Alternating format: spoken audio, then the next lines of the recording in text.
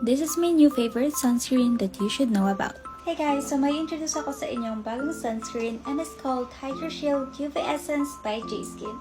Isa to ngayon sa hindi mawawala sa everyday routine ko at to be honest, hindi talaga ako nagsa-sunscreen madalas kasi ayaw ko nung sobrang init na nga tapos sobrang lagkit din ng mukha ko dahil sa sunscreen. Kaso nga itong J-Skin, naglabas ng bagong product nila and na-curious ako kung okay din ba itong sunscreen nila kasi user talaga ako ng products ng J-Skin. Makikita niyo naman yan sa other videos ko and nagulat ako sa consistency niya. Ganito yung consistency niya, may pagka-watery siya and sobrang bilis niyang i-blend. Papakita ko sa inyo.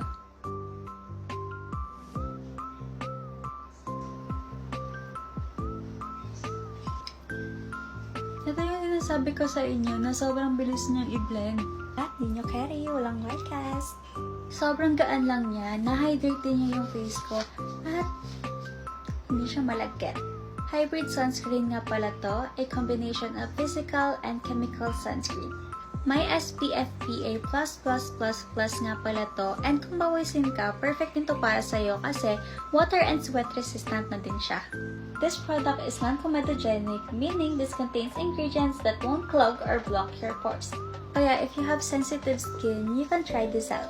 Grabe, bow down talaga sa lahat ng bumuo ng product na to. All I can say is pinag-isipan at pinagplanuhan talaga siya ng mabuti.